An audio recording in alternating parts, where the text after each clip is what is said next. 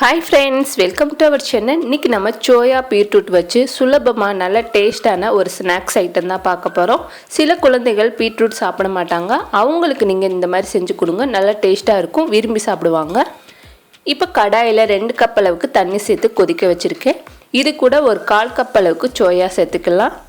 Soya சேர்த்துட்டு இத நல்லா கொதிச்சதுக்கு அப்புறமா மூடி போட்டு ஒரு 5 நிமிஷம் வேக வச்சிருங்க. நல்லா வெந்துரும். இப்போ பாத்தீங்கன்னா நல்லா வெந்திருச்சு.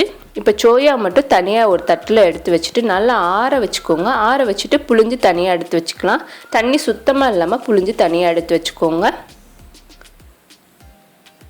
இப்போ பாத்தீங்கன்னா நான் தண்ணி இல்லாம நல்லா புளிஞ்சு தனியா ஒரு பவுல்ல சேர்த்திருக்கேன். அடுத்து நம்ம ஒரு மிக்ஸி ஜார்ல 1 டேபிள்ஸ்பூன் சோம்பு சேர்த்துக்கோங்க. இது கூட நம்ம புளிஞ்சு வச்சிருந்த சோயா சேர்த்துட்டு நல்லா நைஸா அரைச்சுக்கலாம். இப்போ நல்லா நைஸா அரைச்சு எடுத்தாச்சு. இதே மாதிரி எல்லா சோயாவும் அரைச்சு தனியா எடுத்து வச்சுக்கோங்க. இப்போ நம்ம எல்லா சோயாவும் தனியா அரைச்சு ஒரு மிக்சிங் பவுல்ல சேர்த்திருக்கேன். இது கூட ஒரு மீடியம் சைஸ் பீட்ரூட்டை நல்லா பொடிசா துருவி எடுத்துக்கோங்க. அப்பதான் நமக்கு உருண்டை வந்து கரெக்டான ஷேப்ல கிடைக்கும். இது கூட நல்லா பொடிசா கட் பண்ண பெரிய வெங்காயம் ஒரு வெங்காயம் எடுத்துர்க்கேன். அதையும் சேர்த்துக்கலாம். வெங்காயம் சேர்த்ததுக்கு அப்புறமா இது கூட 1 டீஸ்பூன் தனியாத்தூள் சேர்த்துக்கோங்க. காரத்துக்கு 1 டேபிள்ஸ்பூன் தனி மிளகாத்தூள் எடுத்துர்க்கேன். 1 டேபிள்ஸ்பூன் பச்சரிசி மாவு சேர்த்துக்கலாம். இப்போ 2 சேர்த்ததுக்கு அப்புறமா ஒரு 2 டேபிள்ஸ்பூன்ல இருந்து 3 டேபிள்ஸ்பூன் பொட்டுக்கடலை மாவு சேர்த்துக்கோங்க. உருண்டை பிடிக்கிற அளவுக்கு பொட்டுக்கடலை மாவு பார்த்து சேர்த்துக்கலாம். இது கூட 1 டீஸ்பூன் அளவுக்கு இஞ்சி பூண்டு பேஸ்ட் சேர்த்துக்கோங்க.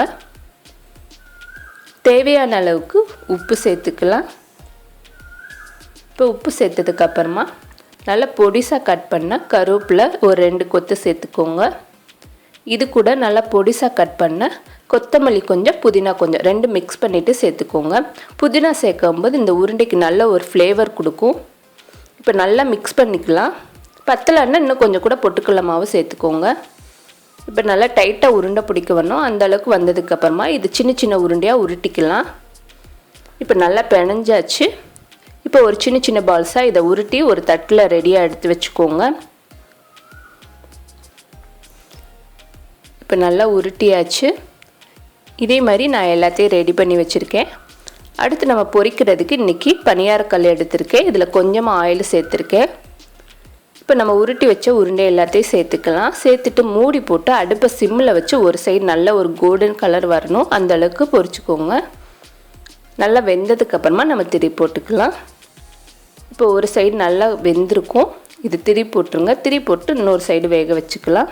ரொம்ப சிம்பிளாக தான் இருக்கும். நல்லா டேஸ்ட்டாக இருக்கும். ஈவினிங் டயத்தில் இந்த மாதிரி நீங்கள் செஞ்சு கொடுங்க. நல்லா ஹெல்த்தியாகவும் இருக்கும். இதில் நம்ம பீட்ரூட் சேர்த்துருக்கனால நல்லா ஹெல்த்தியாக இருக்கும். நல்லா டேஸ்டியாகவும் இருக்கும்.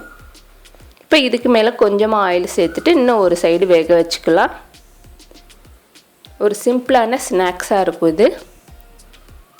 இப்போ எல்லா சைடுமே நல்லா வெந்துருச்சு. இதை எடுத்து தனியாக எடுத்து வச்சிடலாம். இதே மாதிரி எல்லாத்தையும் வேக வச்சு எடுத்துக்கோங்க. இதுக்கு அதிகமாக ஆயிலும் தேவைப்படாது. அதே போல் நல்லா டேஸ்ட்டாக இருக்கும். இது கூட தக்காளி சாஸ் வச்சு சாப்பிடும்போது நல்லா டேஸ்ட்டாக இருக்கும். இந்த வீடியோ உங்களுக்கு பிடிச்சிருந்துச்சுன்னா லைக் பண்ணுங்கள், ஷேர் பண்ணுங்கள். மறக்காமல் நம்மளோட சேனலுக்கு சப்ஸ்கிரைப் பண்ணுங்கள். தேங்க்யூ.